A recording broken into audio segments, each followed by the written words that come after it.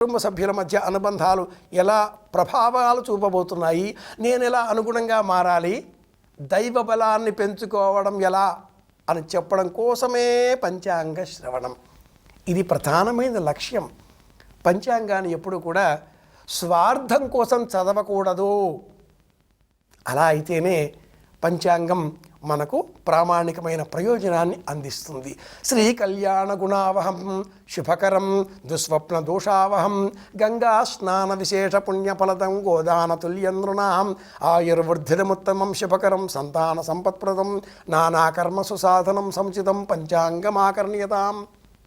ఇవి ప్రయోజనాలు. శ్లోకాలు చాలా ఉంటాయండి, మాకు మీరు మాటల్లో చెప్పండి అంటారా? మీరు వాహనం తీసుకెళ్తారుగా, స్కూటరో కారో, డిక్కీలో పంచాంగం పెట్టండి. మీ వెంట సమస్త కాలం ఉంటుంది, ధైర్యం ఉంటుంది. ఏ ప్రమాదం నాకు లేదు రాదు. కాలపురుషుడి స్వరూపంగా పంచాంగమే నా వెంట ఉంది. నేను ఒక్కడిని కాను, అనంతమైన కోటానుకోట నక్షత్రాలు నవగ్రహాలని నా వెంట పెట్టుకు వెళుతున్నాను. ఈ ధైర్యాన్ని ఇచ్చేది పంచాంగం. మీ వాహనంలో పంచాంగాన్ని వెంట పెట్టుకోండి.